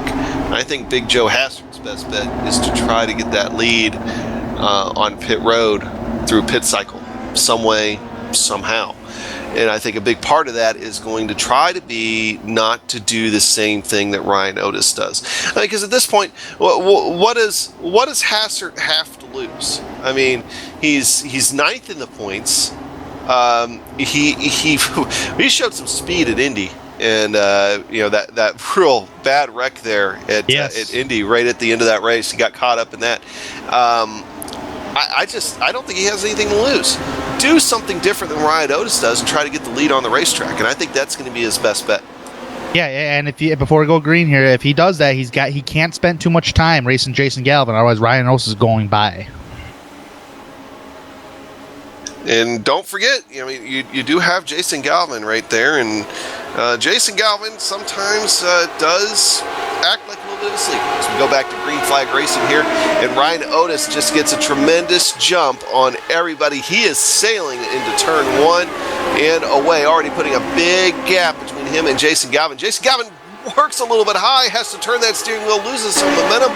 Joe Hassert's going to be looking to try to take second position here. Going into turn 3, he's able to get his nose out there, but he's seen that momentum on that outside line, or well, probably more of the middle line would be the better description for it. And Jason Galvin's able to use that to try to pull away a little bit from Big Joe Hassert, just edging him out a little bit. But going back through 1 and 2, the cycle begins again, except this time Joe Hassert's out there. Joe Hassert loses the back end just a little bit, has to gather up the car, uses all his momentum to try to get around Jason Galvin, and now has to fight off Bob Mikus going back for 4th position. So Joe Hassert will lose a spot out of that, but does retain the car. He's able to save his car as Bob Mikus actually runs a little bit of high there. He's a little scared that he might get into the wall. Back behind him, looking at... frog in my throat. Altman there is trying to make a move with him and Pierre Daigle. Pierre Daigle now making some moves now that we're past the halfway point in the race. Yeah, absolutely. I was just about to say with Big Joe, holy moly. And these guys are actually strung out just a little bit. David Altman battling side by side here. Actually, he's going to get the run off of the exit of the corner off that high side over Jake Wright. Yeah, not sure what happened, if there was a penalty or something, but our Samuel Ryman had to come down pit road a second time after he made his pit stop, after the race went green. Samuel Ryman is now fallen a lap down to the leader. He was worried that his hot streak might end tonight, and so far that's unfortunately working out for him. Right now, battle on the racetrack once again is these guys fighting tooth and nail back here. Frank Beazer right now and Joe Branch back there in 11th and 12th position. Right now Frank Beazer has it. Joe Branch wants it. Frank Beazer has the outside line, though, able to keep that momentum going. That might actually get a little bit more trickier here real quick, because just behind those guys is Adam Blocker and Scott Bolster back there as well. So those guys are going to be wanting to move back up and try to get up to the front, back up near the front of the pack where they were just a little while ago. Yeah, Beazer right here and Vincent Blumenthal is pretty much the biggest battle on the speedway at the moment. Otherwise, everybody's hanging out single file at the moment. It looks like, Beazer might be in trouble here. Oh, he had to get off the brake. He had to get on the brakes to avoid the outside wall. Oh, and almost loses it too on that higher line and down on the entrance of turn number 3. A couple guys getting dicey there. Adam Blocker almost hit that turn 4 wall. Frank Beazer almost followed him in. And now Chris Lanini trying to take a look at the inside of Scott Bolster back there in 13th, 14th position as Frank Beazer loses a lot of momentum. I think he's having a little bit of bad handling car. He's going to lose 2 spots here to Chris Lanini and Scott Bolster. Scott Bolster had to slow way up, and now he's going to have to try to fight off Chris Lanini again as I go into turn 3 and then through turn 4. And then, wow. Frank Beazer going all the way down onto those rumple strips. He wants those spots back. Scott Bolster just doesn't have a lot of momentum there coming onto the front straightaway. Frank Beazer's going to take a look at the inside of that. Scott Bolster cuts down, cuts off his avenue, and Scott Bolster is now going to move back up into 13th position after all that. But he lost a lot of ground to the guys he was racing with, that being Adam Blocker and Joe Branch up there now, as they are a good distance ahead of Scott Bolster. Now back there on your screen right now, you've got that nice little pack there with Bolster, Lanini back there. I'm sorry, once again, I'm just trying to breathe. Patrick Taylor and Matthew Mercer back there again as well. So these guys fighting hard in the back half of the pack right now as we hit the start lap 75 here. We have 19 cars still on the lead lap. Hey, before we start this pit cycle, let's try one more time to work our way through the field. We've already talked about Ryan Otis, so let's go ahead and start with Jason Galvin.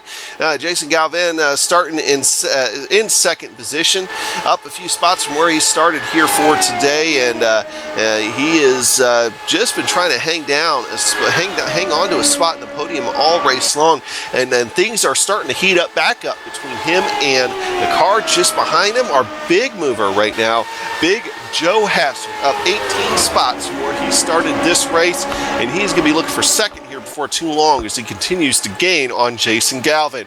Bob Mikas, well, Bob's had himself a pretty decent day out there as well. He's up 8 spots and showing that once again he can get the job done on the ovals, and so we'll be looking for him and seeing how things shape up for him. And the quiet guy, so we're going to call him the quiet guy. He's gained 9 spots from the start, but we haven't talked too much about him. That black and yellow monster machine of Pierre Daigle has just been solid here for today, and I think that's the kind of day that Pierre Daigle likes to have. Just behind him, David Altman. David Altman right now is actually involved in a pretty tight points battle. In the back, in the 8th, 9th, and 10th position in your points, right now, Chris Lanini, Joe Hasser, and David Altman all separated by 2 points. So he's got a lot to gain here by trying to stay up there at about that 6th position, as Chris Lanini is a little further back, as we'll see here in just a minute. Going back to Jake Wright. Jake Wright not having the kind of day that he wants to have. He started in 7th. He's running in 7th right now, but he's been as far back as, I believe, 11th or 12th position here. So he's just trying to hang on. Of course, he went into this race with your points lead, and with Ryan Otis right now doing a pretty good job at dominating the day, he could lose quite a bit of ground to Ryan Otis, who is only 37 points behind him in the point standings. Just behind him, hey, series organizer George Anzaldo. Good old George Anzaldo up 9 positions before he started. Another one of those guys just kind of having a quiet day. Go a little further back, and we will find Travis Jagerliner. Travis sitting in 5th position in the points right now, and he is just trying to retain that spot, but he is up 10 positions from where he's starting the race. He actually started a little bit further back there than I think what Travis would have liked, but he's been able to go ahead and just pick people off here one by one. Cool. Vincent Blumenthal's around. Yep. And then another car is getting collected behind him. I believe Scott Bolster's involved. Nope. Oh, and who was that? Was that Matthew Mercer that ended up sliding in? Oh, yeah. Into Bolster, I believe that's Chris Lanini getting into Bolster. Oh. Bolster getting into Lanini, and it has a great drift dirt by Lanini. And then you'll see Matthew Mercer get caught up in this as well.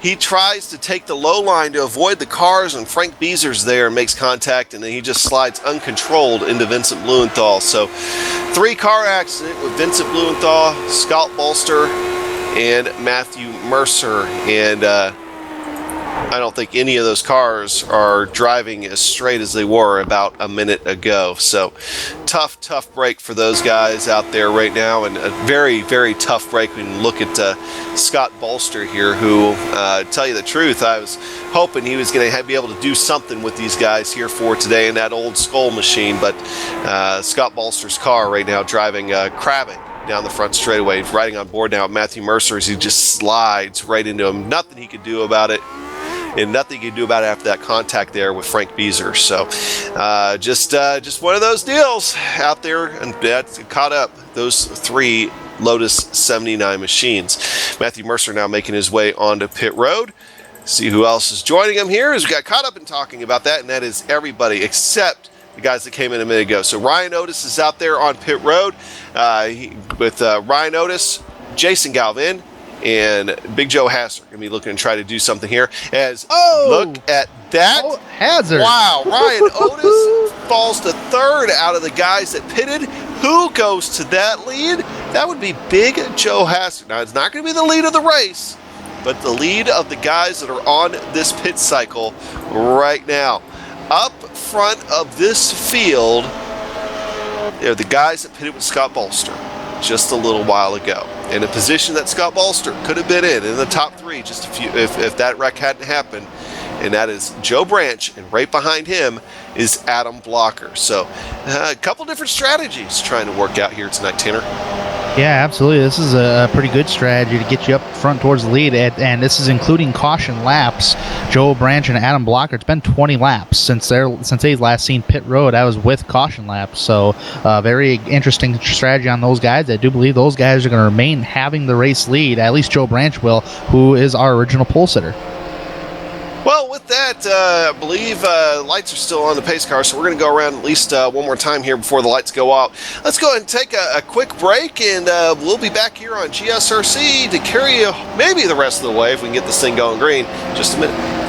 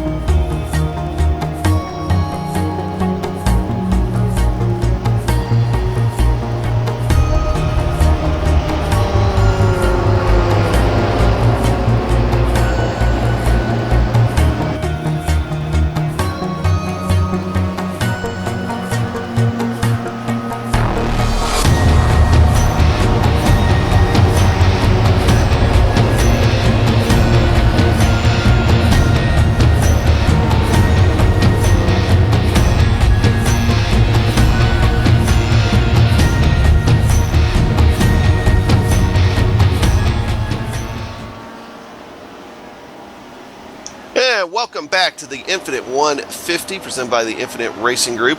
We're here at Gateway Motorsports Park tonight, where as we get ready to go to green, here's your top 10.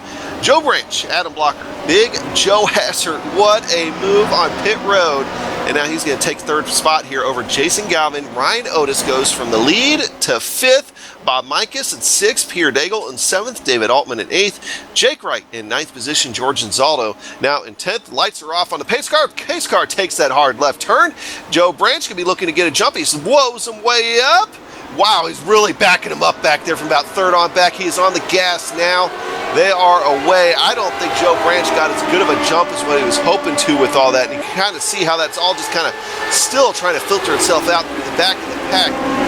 Big Joe Hassert now in third position. Adam Blocker already trying to take a look underneath Joe Branch. Joe Branch and Adam Blocker, I think, have two pretty even cars here for tonight. So that's going to be pretty entertaining to watch here. And I think the big question is going to be, you know, Tanner, you're wondering about it. What would happen if Joe Hassert could find himself out front? And if these guys, who they will have to pit eventually, if Joe Hassert can retain that spot for that long, it might just get your wish and find out. Yeah, absolutely. And it seems like to me, Adam, and correct me if I'm wrong, once you get the race lead tonight, it is hard to relinquish that race lead. Oh, it really is. That outside line is something too. And it seems like, you know, like you're not running fast laps on that outside line, but what you're doing is you're holding down the guy that's on the inside line and be able to pinch him down a little bit, and you're just killing their momentum. And I think that's been the trick here tonight for these guys, you know, hold the spot. As we look in the back, going back to about 4th position now, Jason Galvin. That sounds weird, 4th and Jason Galvin. And it sounds even weirder is 5th position belonging to Ryan Otis. The way things have gone tonight, that guy will be a little bit of a gaggle as Jason Galvin got slowed up a little bit coming out of 2 and kind of backed those guys up a little bit. So still definitely something to watch back there as those guys try to do something, but in a whole bunch of dirty air right now on front of those Lotus 79 machines. Woo! I'm going to see if something happened here with Robert Bloom, because he is down pit road at the moment here.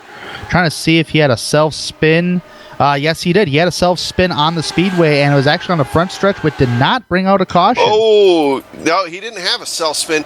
He got caught up. Yeah, okay. Whoa, what was with that? Matthew Mercer, and then Samuel Raymond just nailed him, too. He had nowhere to go. That's very odd for a front end to lift that high. Another thing I would say was odd out of that is that he did spin into the racing line. I'm very surprised we didn't end up with a caution out of that event, but we do stay green here on the racetrack right now. So we are still turning laps, and I think looks like Pierre Daigle. Sorry to cut you off, Adam, but it looks like Pierre Daigle's really all over that back bumper of Bob Mikus for the 6th spot. And Bob Mikus really taking it into the wall. Oh, he tapped the wall, but didn't really kill his momentum off of turn number 4. Very close, though.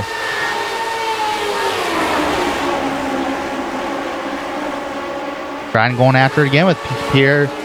Trying to go after Pierre Daigle one more time. Drafting Bob Mikus. Ooh, almost making contact with that left rear tire as they enter off into turn number 3. Bob Mikus is able to maintain his position of the 6th spot on the speedway. Pierre Daigle 7th. Right behind them is Jake Wright, who's had a quiet top 10 all race long. So we'll have to keep an eye on Jake Wright, and I know Jake Wright has always played mind games at times, even though it's not intentional, but I've seen him run top 10 and he ends up in the top 3 by the end of the day, but so far nowhere near that. Nothing really happened up towards the front here. You got Joe Branch, who is our original pole sitter out front. Adam Blocker is another driver along with Joe Branch, who have not pitted under this last caution. Those two drivers remain 1-2 on the speedway. Big Joe Hazard has been keeping tabs with these fellas up here, riding in the 3rd spot, and I'm sure Big Joe Hazard is hungry for a win since he does not have a win yet this season in the Lionheart Retro Series. Jason Galvin in that 4th spot right here has been pretty quiet. Pretty much actually not quiet, but he's been battling in that top 3 spot all race long. So Jason Galvin actually has lost tabs with Big Joe Hazard. But he might be under attack sooner than you think from Ryan Otis for the 4th spot. Looks like Ryan Otis took a heavy-duty line into the corner of turn number 1, but it killed his exit of turn number 2. So, and Ryan Otis, the dominant car of today's race. And Jake Wright is actually going underneath Pierre Daigle right now. Pierre Daigle was working on Bob Mikus for the 6th spot, but Jake Wright's going to take over on Pierre Daigle for that 7th spot on the speedway, but Pierre Daigle is not going to have none of it on the exit of the corner since he's got the preferred line to really have, as all drivers have been taking. Jake Wright really trying to focus. Oh, it looks like he bottlenecked by hitting the rumble strip between turns 1 and 2, and they're going to have to follow back in line beyond Pierre Daigle. Looking throughout the track here, I'm not seeing any other side-by-sides. 16 cars remain on the lead lap at the moment here, with our very own Samuel Ryman in 17th, the first car 1 lap down. That battle for the race lead might be heating up sooner than we think, because those guys have been keeping really tabs with each other, as long with Big Joe Hazard in that top 3 spot there. As I'm going to have to keep an eye on Adam Blocker and Joe Branch, because I do believe they have to pit at least one more time. Yeah, they're going to have to at least pit one more time. I don't think they can make it to the end, according to my math. But Jason Galvin here is going to be under attack from Ryan Otis, as I previously mentioned. Here we go, down in turn number 1, side by side. Almost close quarters contact between the two. But nothing happened there, thankfully, coming off the exit of the corner. So Ryan Otis is going to have to remain in the 5th spot and try again if he does catch Galvin. Actually, he did gain on entry of the corner there. And Big Joe Hazard, I thought he was going to get into the outside wall. I guess he did not. Another battle that's actually happening, Director, is going to be Jake Wright on Speedway. And actually, it might be a 3-car battle here. That would be respectively 6th, 7th, and 8th between Bob Mikus, Pierre Daigle, and Jake Wright.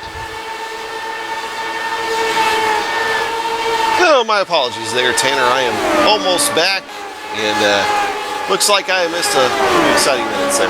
Oh yeah, we've had some. There's been drivers that have been going back and forth, and they're trying to make the pass on the inside road. Just has not quite happened yet. We had seen Ryan Otis try to go for a pass on Jason Galvin, and we've also seen Jake Wright try to go for a pass on Pierre Daigle, as well as Pierre Daigle trying to gain a run on Bob Mikas, which he does right now down the back straightaway, as Mikas did have a slower momentum off of turn number 2. Well, there you go. You're looking at Pierre Daigle doing his best right now to complete that pass. Bob Mike is still on the outside. Pierre Daigle's able to bring that car back down the front straightaway. And then Bob Mike is going to try to take another look here going into 1 and 2. Bob Micus, we'll see what that line is going to bring him. Is he going to be able to get him anywhere? Drifts high.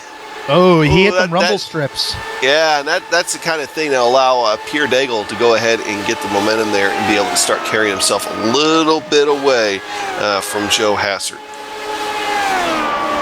Yeah, absolutely. As you know, Big Joe Hazard here, he's been keeping tabs while you were away there, Adam. He has been keeping tabs with the top 3 drivers, and this time by down turn number 1, he just drove in really hard, but lost that little momentum coming on the exit of the corner. But still, the top 3 cars are about 5/10, 6/10 every single lap.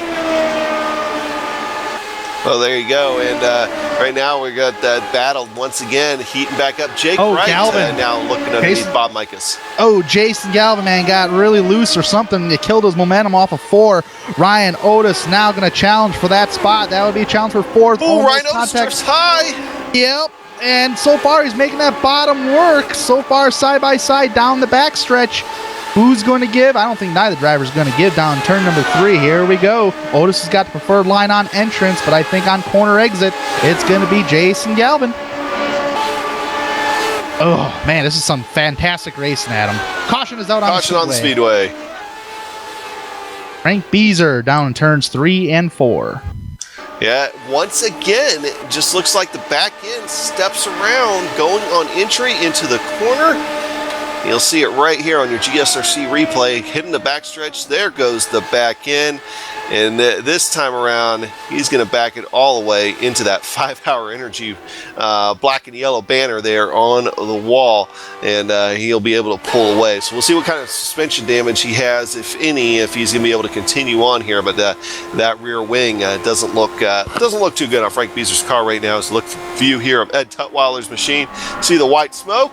And a good job of avoiding that by Ed Tutwiler there. So now we're back onto the question of the day, Tanner. What are we going to do about pit stops?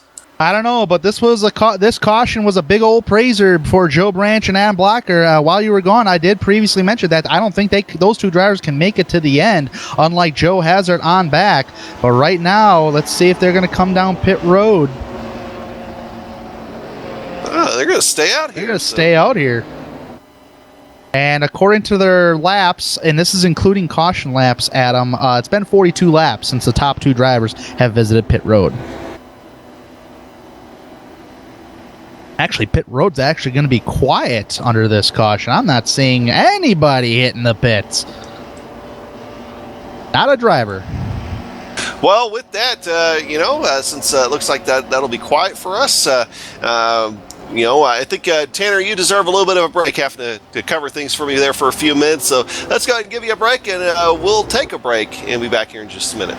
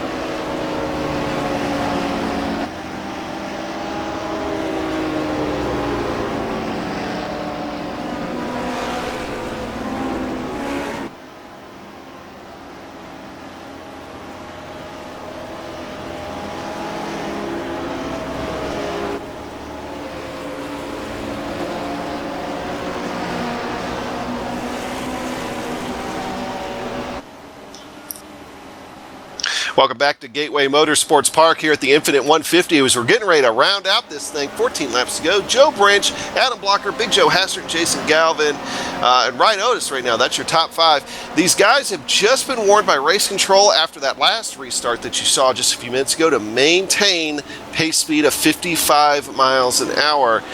Saw that big old, kind of glob back there as well. We'll see if Joe Branch is able to get a jump this time. As there he goes, he's away. He gets actually a pretty decent jump on the second place right now of Adam Blocker. But Big Joe Hassert right now being challenged for that third spot by Jason Galvin. Jason Galvin has the outside low. Big Joe Hassert doing his best to hold down the inside.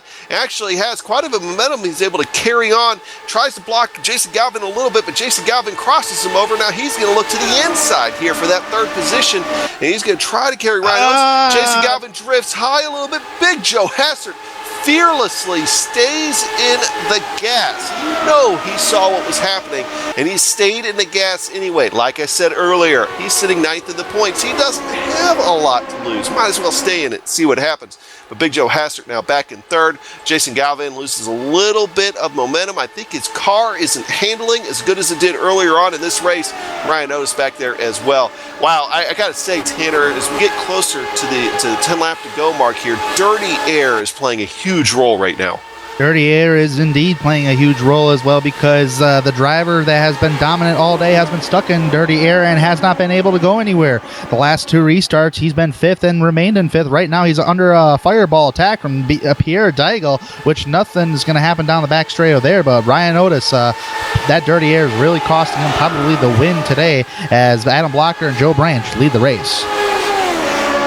Now, right now, we're figuring it might be close for Joe Branch and Adam Blocker here to go the rest of the way, but we know the rest of the field is good at this point on gas.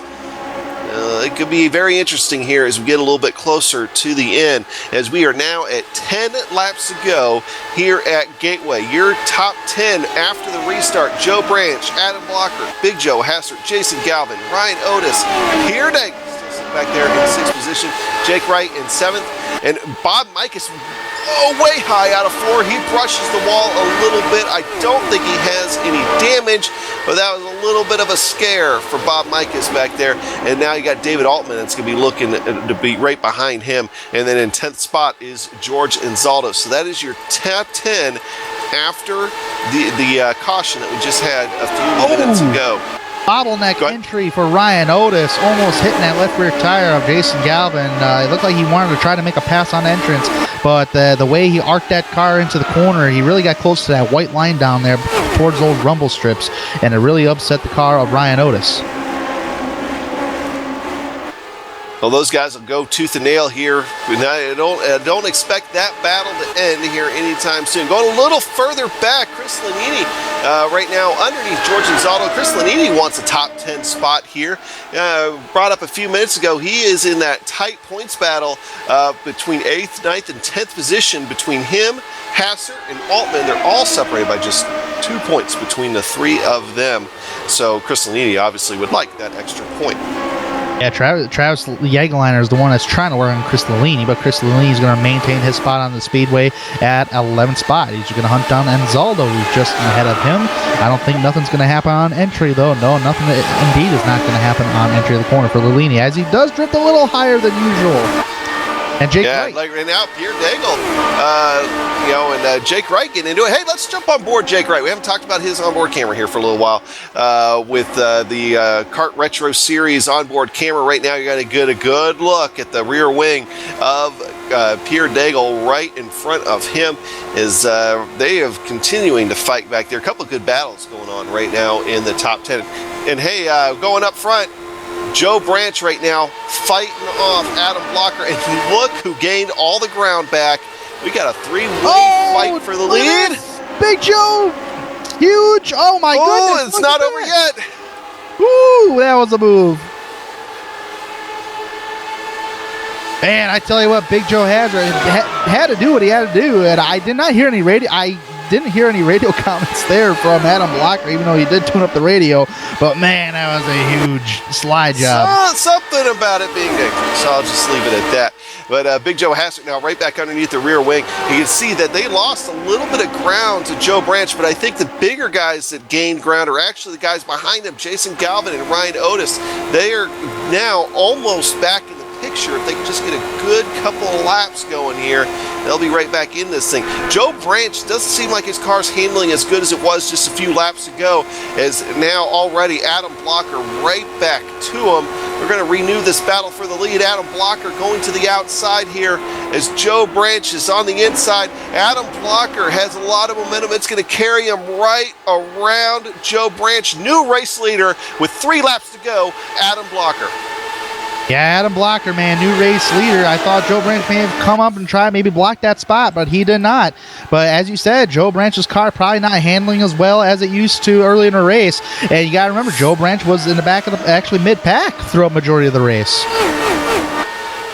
Well, and with that, Adam Blocker not too far behind, especially at the start of this thing. He started this race in 10th position now, leads the thing. We are at 2 laps to go here at Gateway. Now, actually about a lap and a half since we're already on the back straightaway. Is anybody going to be able to get up to Adam Blocker here at the close of this thing? Adam Blocker coming down the front straightaway. He's going for the white flag. Lots of dirty air behind him. He's got a good gap now between Joe Branch, about a half second back. You'll find him. Joe Hassett making a big move for second place. He's trying to do something. He takes second place over from Joe Branch. Joe Branch, I think Joe Branch is out of gas. Out of fuel. What does that mean for Adam Blocker? Blocker go the rest of the way. Adam Blocker right now, he's got a little bit of a cushion between him and Joe Hassett. Can he baby that throttle? Can he make it the rest of the way? He's down the front straightaway. Checker flag.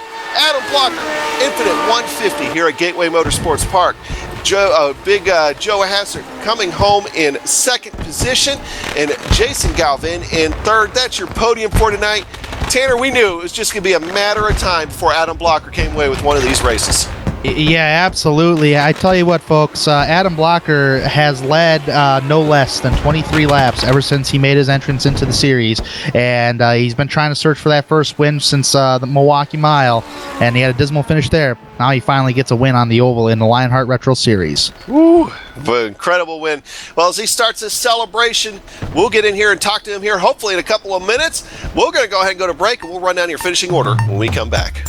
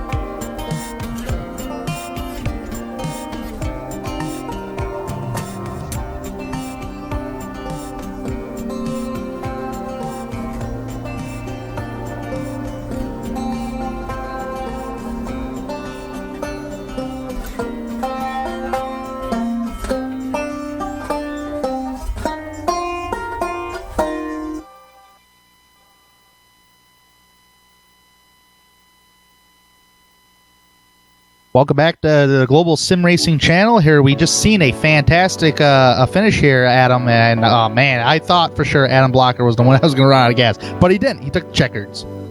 Yeah, Adam Blocker, fantastic race here for today. We'll throw up the finishing order.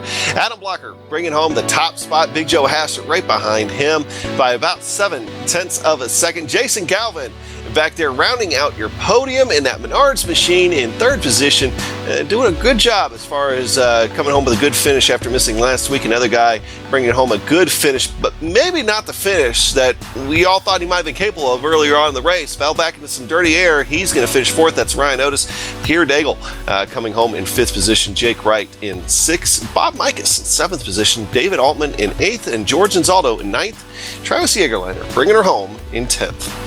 Yeah, and outside the top 10, driver who was looking for a top 10 spot, but he's going to have to settle for 11th. That's Chris Lalini in the number 92. Patrick Taylor comes home with 12th place. Ed Tutwiler in the 13th spot. Matthew Mercer had a couple incidents today. He's going to round out in the 14th spot. Pole sitter Joe Branch running out of gas on the coming to the white flag lap, I believe. Will round off in the 15th spot. Samuel Ryan, GSRC's own, will finish 16th, one lap down. Frank Beezer in 17th. Robert Bluen in 18th. Scott Bolster, who had a great day, unfortunately not today, is going to end up in the 19th spot. And Vincent Blumenthal in 20th. Yeah, coming home in 21st position, Ron Hacker, another fast guy early that found himself into some trouble. Bart Workman found himself in trouble real early. 22nd position, Dustin Wardlow. 23rd, Peter Edwins in 24th position. Chris Stouffer, Brian Greenlee with that wild ride. Tony Schoen and Scott Johnson round out your field in 27th and 28th position. So let's go ahead and talk to Adam Blocker, and I'm going to be honest, when you would have asked us a little while ago if Adam Blocker was going to come away with this thing, I don't think we would have told you he would have. I believe Tanner's caught up with him. Absolutely. Adam Blocker, I tell you what, we talked about a week ago at Laguna Seca on when you're going to get your first win, and now you finally get it here tonight at Gateway. Congratulations, and tell me about your day today. And how'd you get that race lead towards the end of the race, or how'd you get your track position? Oh, that was wild. I guess it was all strategy for the most part. My teammate Joe and I were talking about whether we should pit under caution or not, and then he just said, okay, I'm going to pit, and I just decided to follow him in. We didn't really know exactly what the fuel window was going to be, but I kind of figured if it went green all the way from there, we could just short fill while everyone else had to take more fuel during green, and maybe we could make up a lot of time that way. But in the end, it was kind of an awkward situation because we got one caution, and then we had no clue whether we were going to make it or not. It turns out that we would have been way short, but we got a second caution, and that was enough to put us right on the edge. But because I was behind Joe the whole time, I was able to save fuel the whole time and still keep time because I had his tow. And obviously Joe wasn't able to do that, so that was the whole difference. And then I just got past him at the end because he said he was having to fuel save really bad, so he kind of gave me the outside, and then unfortunately he ran out of fuel. But he definitely deserved a good position just as much as I did. But I'll definitely take the win. Now, you don't have to reveal it to me, but how close were you coming to the checkers? Were you on fuel? Well, I had like a quarter of a lap left or half a lap left. And I mean, I clutched all the way around the cooldown lap, and then I ran out of gas after I did one circle of donut. So like, it was super close. And a fuel mileage race for you, in my opinion, man. That was some great driving out there today, and it looked like you come from the 10th spot today, and you were in the top 10 pretty much and making moves early on at the start of the race, pretty much all race long. How difficult was the passing out there? Because it seemed like that middle groove of the corners, of all four corners, were the way to go. Well, it was tough because for the outside was definitely better in turn one, just because if you made the move on the inside into turn one, you didn't have enough you got pinched too much and you just couldn't hold it down there. But so you had to set up for the outside of turn one, but it's also really easy to defend that because the guy can just hang on the wall on the pit straight. So you either had to get a good run off of 2 and then dive down the inside of 3 and clear them before the exit of 4, or get a really good run through 3 and kind of get alongside them. But that only worked in traffic if the person got like stuck on the bottom for some reason. But it was really tough, especially like, for example, the leader. Like, there was no way I was realistically going to pass Joe. So that's part of the reason why I just decided, okay, I'm not going to pass him, so I'm just going to start lifting a lot and, going 3/4 throttle down the straights, stuff like that. Yeah, absolutely, and we've seen a lot of that, and we also documented it too as the race went on. And but now, since you got your first victory of the season, you got that out of the way, that monkey off your back after leading all them laps in your first 3 starts, leading no less than 23 laps. We're going back to a road course, and you shared your dominance at Mid Ohio and Laguna Seca, but now next week we are going to Road America in Elkhart Lake. How do you feel about your chances on trying to get a road course victory now? Well, I like Road America more than either Laguna Seca or Mid Ohio, so I have a good feeling about it. It's going to be a completely different race than those 2 races, though, I think, because at Road Atlanta it's actually possible to pass, into turn 1 or turn 3, compared to Laguna Seca or Mid Ohio. It was basically impossible. So I don't think Jake and I are going to have a repeat thing where we just follow each other and the whole thing's decided by pits. I think it's actually going to be possible, that we can pass each other on track if one of us is faster. Yeah, absolutely. And Road America is a great 4-mile road course up here in Elkhart Lake. But we thank you for taking your time to come talk with us, Adam. We'll let you go celebrate with your team, and congratulations on the victory. Yep, thank you. That was Adam Blocker, Adam, and I tell you what, he has some pretty impressive fuel saving out of Adam Blocker's part. Yeah, definitely some pretty impressive fuel saving. One guy that had a fantastic run here tonight, another guy, and Tanner, we were going on and on about him all night long and the moves he was making. Joe Hassard, big Joe Hassard, joining us here now in the booth. Joe, fantastic run here for tonight. You had to cut your way up through the field. You have any tense moments getting up through there? Oh, there was a few. I know right away I had to cut over to miss somebody coming out of 1. I think I clipped Bart. I want to apologize for that. But wrecked in qualifying. I thought I was going to probably put down a pole lap based on what times I was seeing. So I knew I was going to be able to get up front. So it just took time and made a bunch of spots up in the pits. It was fun. I got up there. It was hard to pass once you got to the top 5. Everybody was so close. These things aren't meant for the ovals, and we just ran out of gear to make things real interesting. But no, it was a good race overall. I'm happy to finally get a podium after this season I've been having. Yeah, of course, the heartbreak, I want to call it, there at Indianapolis with that massive wreck there on the front straightaway right at the end of the race. I had to bring that up, didn't I did. I wouldn't be doing my job if I didn't. But, this had to be a little bit of a redemption, though, for that as well. I mean, just because, you ran solid all night. Yeah, I did, and everybody knows that I'm the talent level between me on an oval versus the road is night and day. So I got to do what I can on the oval. So there's my confidence in my talent level is pretty high up there on the ovals. So anytime I'm not sniffing the lead, I'm pretty disappointed. So we got behind Joe and Adam there, and I knew they were going to be short. I made that move with 3 or 4 to go. I actually thought it was going to stick a little bit better. I was kind of surprised when it slid up the way it did. Adam wasn't very happy with that one, but I thought I would be able to make it stick on the outside like I did with Jason on the restart, but I guess it just wasn't meant to be. It would have been the win there, but I don't know. I'm surprised I don't have the Ed Carpenter tag yet for Lionheart.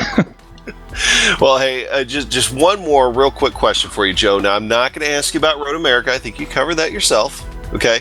But right after that, we go to Iowa. How do you feel about Iowa? Bring on Iowa. We're going to go...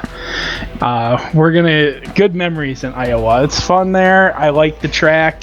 It's probably one of my favorite tracks. It's probably my only favorite short track.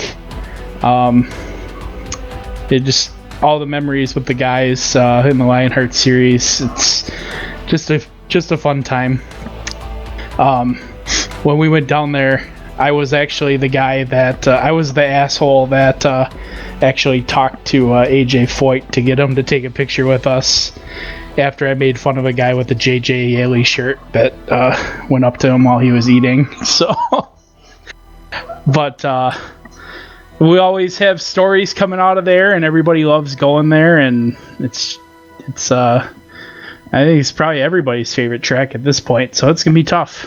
All right. Well, hey, Joe, we appreciate it here, and we'll see you here in a couple weeks at Road America, and then Iowa after that. And congratulations on your second place finish tonight. Thanks.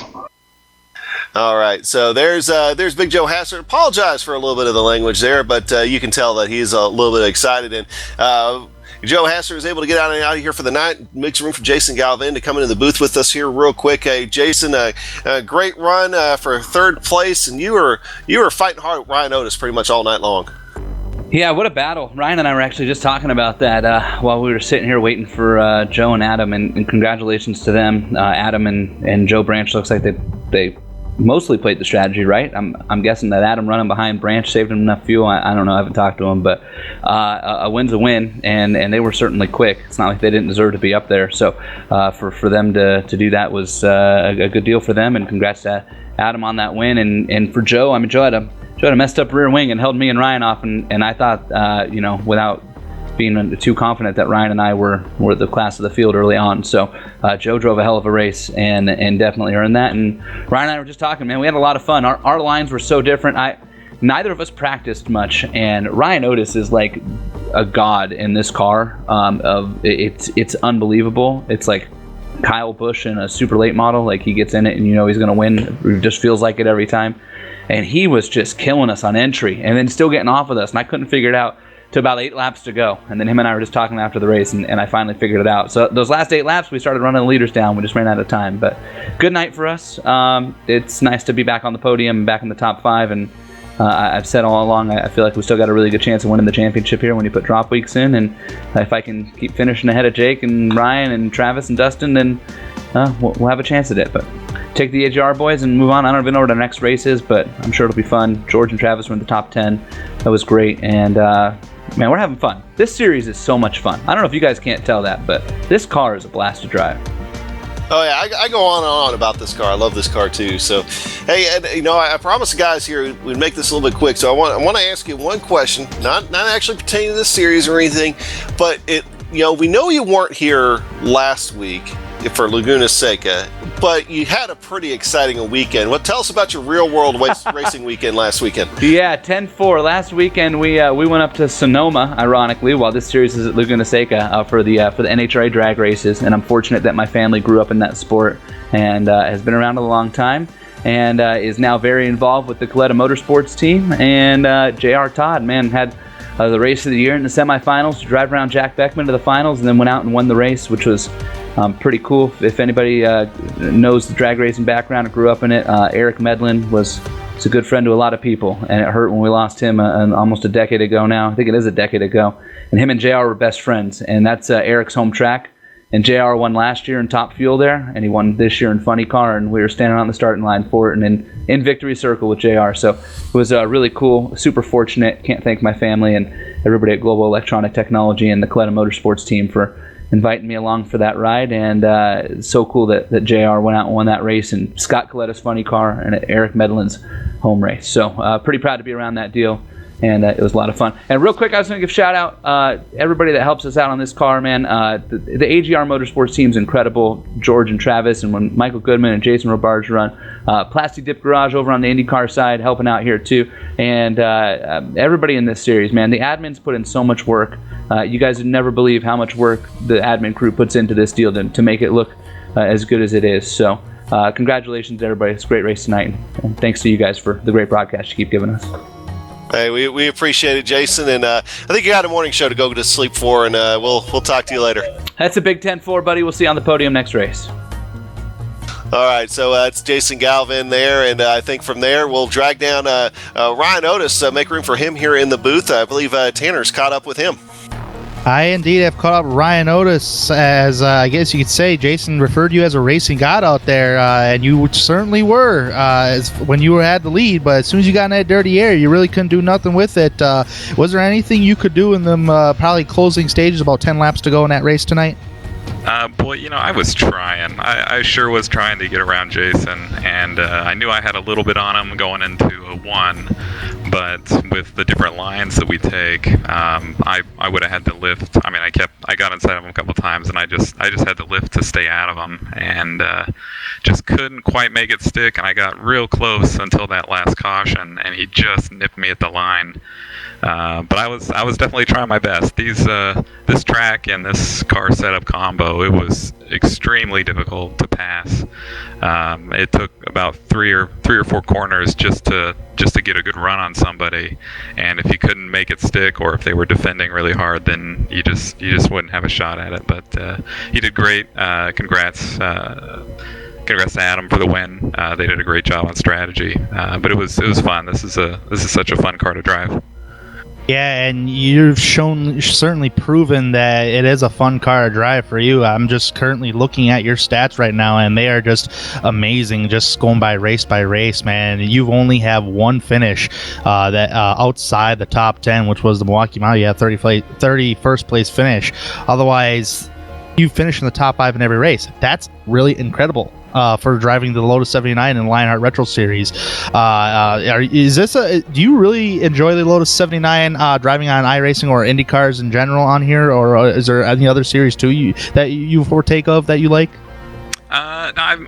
I actually think, for me, the Lotus 79 is my favorite car in the service. I mean, it's my favorite car in iRacing. I do the DW12 series, but I'm not quite as comfortable in that car as I am in here. It seems like I can just hop in here and be fast almost anywhere with just a few laps. For some reason, it just fits me like a glove. So I'm happy to drive it, and I'm glad they're running the series with it. The admins do a great job, and I always love watching your guys' broadcasts. You guys do a great job at GSRC. I can only imagine what your stats would be if you would take part of the Laguna Seca race a week ago. And speaking of road course racing, we're going to one next week, Road America, Elkhart Lake. How do you feel about your chances on getting victory number 3 on the Lionheart Retro Series season? I'm feeling pretty good about it. I like the track. Frankly, I really liked Laguna. It was a bummer that I missed that one.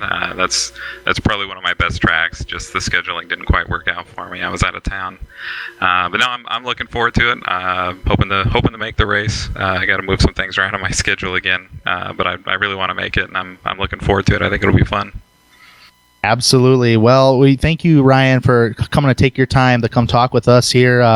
And good luck at Road America, and hopefully we can see win number 3 out of you next week. Yeah, absolutely. Thanks, guys. That was Ryan Otis, Adam, who has led the most laps out of any other driver this season and finishes in the top 5 about 88% of the time. So according to the stat sheet that I have here, but man, he's just on pure dominance. Yeah, we know he'll be tough once again at Road America, and then again at Iowa, probably the week after that. So anyway, with that, we'll go ahead and wrap up the show here real quick. Tanner, any real quick final thoughts? It was a great race overall here at Gateway, and it's a cool combination where you go to 2 road courses, then go to an oval, and then another road course. But next week, GSRC and the Lionheart Retro Series is heading up in my neck of the woods where I live, I live close by, Elkhart Lake, Wisconsin. See some good old Road America racing. I love that road course. It's a great 4-mile road course. All right, and he actually means in 3 weeks. So we'll be seeing you then. My fault. Anyway, hey, want to give a big shout out and a thank you to the Lionheart Racing Series for organizing everything here. A couple of great series that they put on and broadcast here on GSRC. Also got to thank the race sponsor, the Infinite Racing Group, out there as well for sponsoring the Infinite 150 here for today. What an exciting finish. Thanks to the software and hardware that you use for our broadcast, so you can see there listed on your screen. Additional thanks to our musical contributors, Eric Ekholm and Case Lalonde, whose music you can also find at the websites listed. Thanks to the team today, Tanner, Joe, Dougie. If you'd like to find out more about GSRC, and you can find it all at www.gsrc.com. globalsimracingchannel.com, along with archived races and upcoming broadcasts. We're also on Twitter at GSR Channel and Facebook at /Global Sim Racing Channel. Okay, so now we've got another little break here in the series, but we're going to return in about 3 weeks. We'll go a little further north, as Tanner was just talking about, up to Road America in Elkhart Lake, Wisconsin for round 13. We'll see you on August 24th at 9:35 p.m. Next week after that, it's going to be Iowa. We also have some upcoming races for other series on your screen, so check those out and mark them down on your calendar. Until next time, race clean, race hard, and we'll see you on the track.